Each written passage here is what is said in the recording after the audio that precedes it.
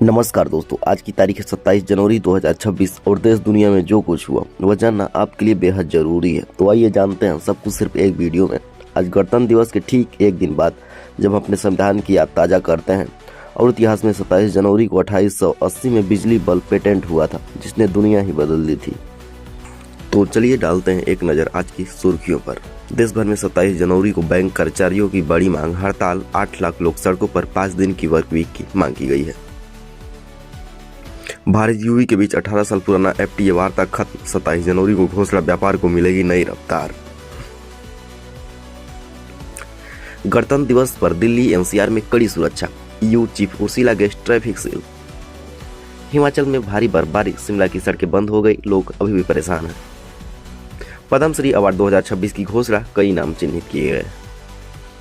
रुपए की कीमत डॉलर के आगे रिकॉर्ड लो पर है, इंपोर्ट और भी ज्यादा महंगा हो गया है। अब बढ़ते हैं आर्थिक खबरों की ओर, जहां बाजार पर हड़ताल का साया और भी ज्यादा मंडरा रहा है। बैंक यूनियन ने 27 जनवरी 2026 को पूरे देश में हड़ताल का ऐलान किया है, जिसमें करीब 8 लाख कर्मचारी शामिल होंगे। वजह यह है कि 5 दिवसीय कार्य सप्ताह की जो मांग है 2023 से लंबित है। सरकारी, प्राइवेट, ग्रामीण जो सभी बैंक हैं वह प्रभावित होंगे। ग्राहकों को 24 जनवरी यानी कि चौथा शनिवार, 25 जनवरी रविवार, 26 जनवरी गणतंत्र दिवस और 27 को परेशानी हो सकती है, लेकिन डिजिटल बैंकिंग चलेगी। सरकार ने अभी कोई प्रतिक्रिया नहीं दी है। विपक्ष ने इसे श्रमिक और अधिकारों का मुद्दा बताया है। हड़ताल से जो एटीएम के कैश हैं वो प्रभावित हो सकते हैं। आरबीआई ने बैंकों को तैयार होने के लिए कहा है।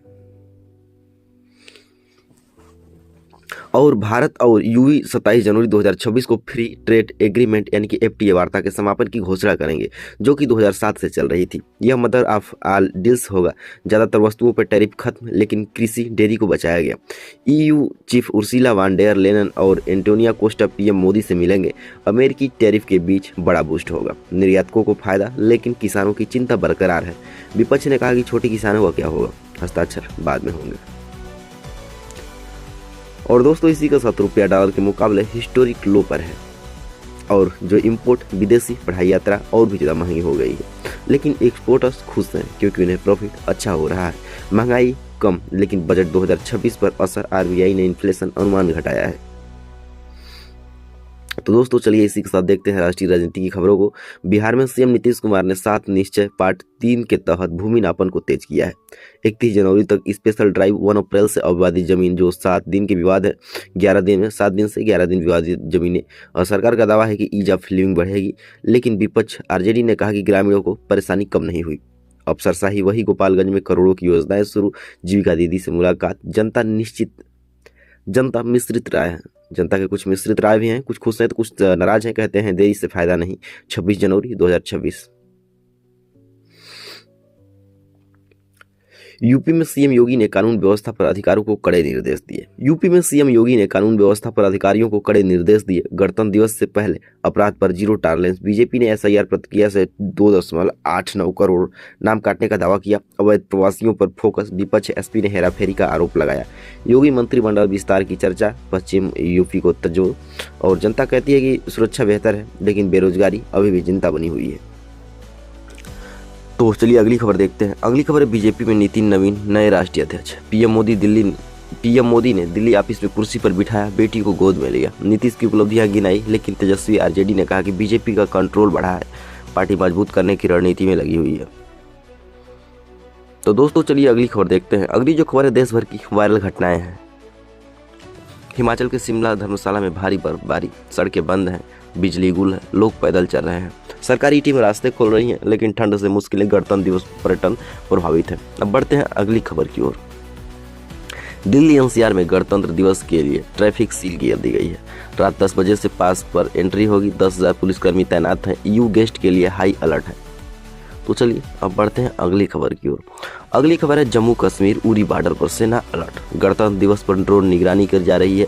किश्तवाड़ में एनकाउंटर, 2-3 आतंकी अभी घेरे में हैं। तो चलिए इसी के साथ बढ़ते हैं अगली खबर की ओर। अगली खबर है पटियाला पंजाब में हेड कांस्टेबल पर धारदार हथियारों से हमला किया गया है। कांस्टेबल की मौत हो गई है, जांच अभी भी जारी है। तो चलिए बढ़ते हैं अगली खबर की ओर। अगली खबर क्राइम से रिलेटेड है। जी हाँ दोस्तों, गुरुग्राम में मामूली कहासुनी पर युवक विनीत का अपहरण हो गया। लाठी डंडों से पीटकर हत्या कर दी गई और 5 आरोपी अभी तक गिरफ्तार किए गए हैं। सागर उर्फ चेली चीनू, जोगेंद्र, संग्राम और प्रिंस। खंडेवाला गांव का यह मामला है, जो कि 23 जनवरी 2026 को उन लोगों ने उससे अगवा किया था और उसको पीट कर उसकी जान ले ली।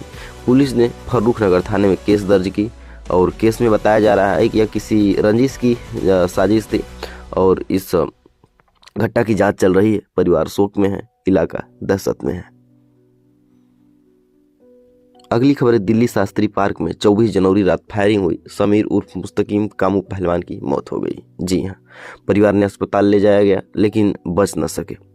नॉर्थ ईस्ट में 24 घंटे में दूसरी हत्या की गई है।